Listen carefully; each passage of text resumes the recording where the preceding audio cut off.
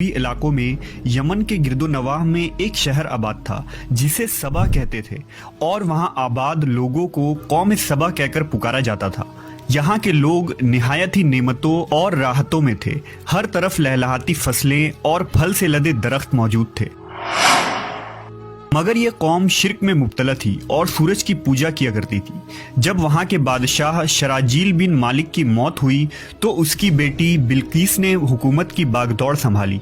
बाज़ मवर्रखीन ने लिखा है कि बिल्कीस के वालिदैन में से एक जिन्नात में से थे, मगर इस नज़रिए की कोई वाज़ेह दलाइल नहीं मिलती। मलका बिल्कीस एक काबिल औरत थी जिसने यमन पर 9 साल निहायत ही खूबसूरती से हुकूमत की। दुनिया के बेशतर इलाकों में जो तिजारत होती थी वो सबाइयों के हाथ में थी। यही वजह थी कि ये कौम निहायत ही दौलतमंद थी। मगर ये वो ज़माना था जब मशरिक से मगरिब तक एक अजीम मौहद बादशाह की ताकतवर हुकूमत और जाहो जलाल का डंका बजता था, जिसे तारीख में सुलेमान इब्न दाऊद के नाम से जाना जाता है। हज़रत सुलेमान अलैहिस्सलाम की हुकूमत दुनिया के बेशतर ममालिक में थी, जिसका दारुल खिलाफा यरूशलेम शहर था। आपको हवा, जिन्नात, चरिंद परिंद और जानवरों पर हुक्मरानी अता की गई थी। एक दिन का वाक़या है कि हज़रत सुलेमान अलैहिस्सलाम ने दरबार लगाया तो जिन्न व इंस, जानवर और परिंदे सब के सब हाजिर हुए, मगर उनका चहीता परिंदा हुदहुद गायब था। आपने पूछा, हुदहुद कहाँ है?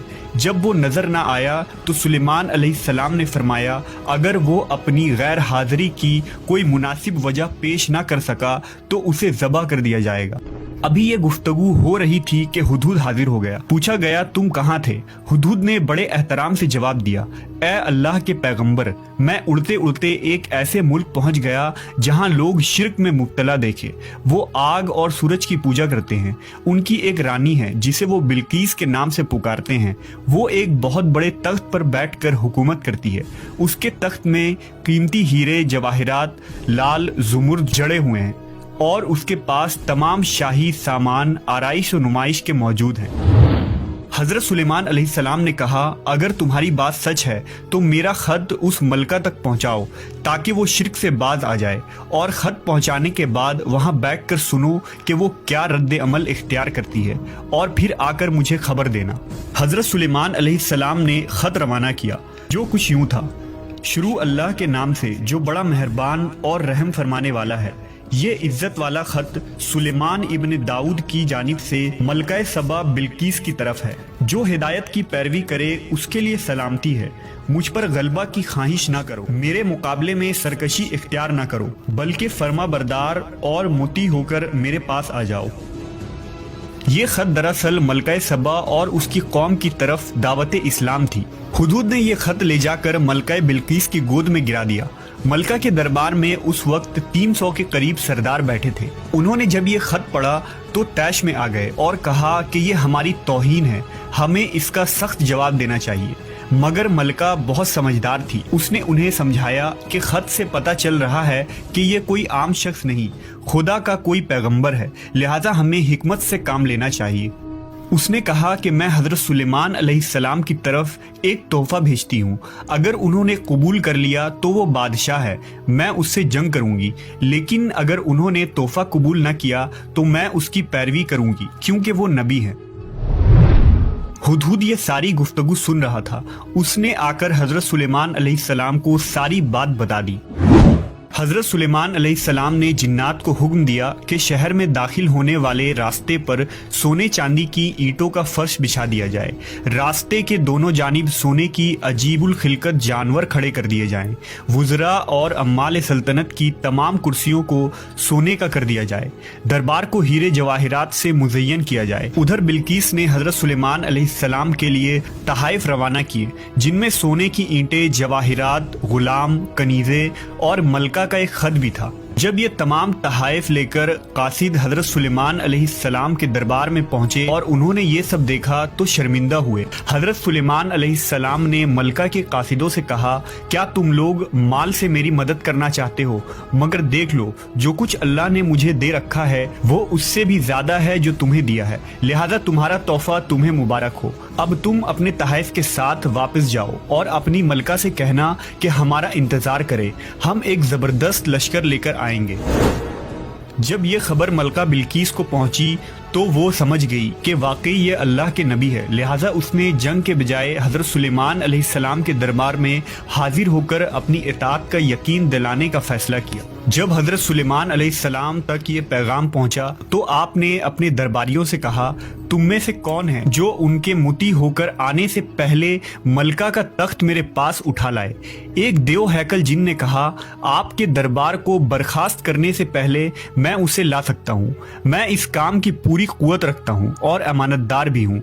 फिर एक और शख्स जिसके पास किताब का इल्म था, उसने कहा, मैं ये तख्त आपको आपके पलक झपकने से कबल ही ला दूंगा। फिर हजरत सुलेमान अलैहिस्सलाम ने उस तख्त को अपने पास रखा हुआ देखा तो पुकार उठे, ये मेरे परवरदिगार का फजल है ताकि वो मुझे आजमाए कि मैं शुक्र करता हूँ या नाशुक्री, और जो शुक्र करता है तो उसका शुक्र उसके अपने ही लिए मुफीद है, और अगर कोई नाशुक्री करे तो मेरा परवरदिगार बेनियाज है और अपनी ज़ात में बुजुर्ग बरतर है।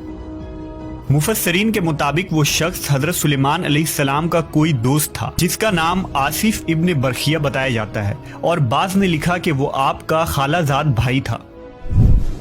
कहा जाता है कि उस तख्त की लंबाई 80 हाथ, अर्ज 40 हाथ और ऊंचाई 30 हाथ थी।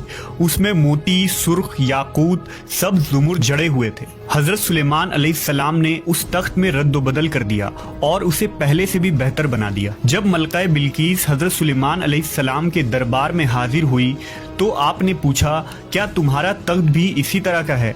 उसने कहा, ये तो गोया हू बहू वही है और हमें तो पहले ही मालूम हो गया था और हम फर्मा बरदार हो चुके हैं। बिल्किस के आने से पहले हजरत सुलेमान अलैहिस्सलाम ने ऐसी इमारत बनाने का हुक्म दिया जिसका फर्श शीशे का हो, नीचे पानी जारी हो, पानी में मछलियाँ और दूसरे आबी जानवर हो। हजरत सुलेमान अलैहिस्सलाम उस इमारत में अपने शाही तख्त पर जलवा अफरोज थे और शीशे के नीचे से पानी अपनी पूरी आबोताब से बह रहा था, जबकि उसके ऊपर शीशा नजर नहीं आता था। बिल्किस को इस महल में लाया गया।